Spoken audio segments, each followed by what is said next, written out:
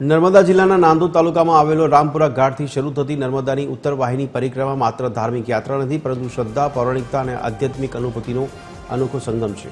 સામાન્ય રીતે પશ્ચિમ તરફ વહેતી નર્મદા અહીં આશરે 7 કિલોમીટર સુધી ઉત્તર દિશામાં વહે છે, જેનું હિન્દુ ધર્મમાં વિશેષ મહત્વ છે। સ્થાનિક અગ્રણીનું કહેવું છે કે અહીં આવેલ પાંડવ ગુફામાં પાંડવોએ અજ્ઞાતવાસ દરમિયાન વસવાટ કરી 7 શિવલિંગની સ્થાપના કરી હતી।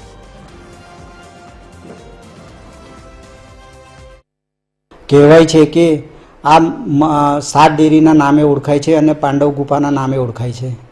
અહીંયા પાંડવોએ યજ્ઞ કરેલો અને અહીંયા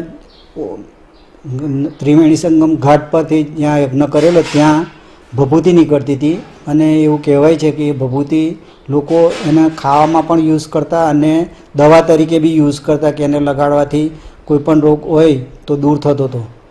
આ નર્મદા પરિક્રમા વિશે માહિતી એ જ કે આ વર્ષો જૂની પરિક્રમા અહીંયાથી થાય છે।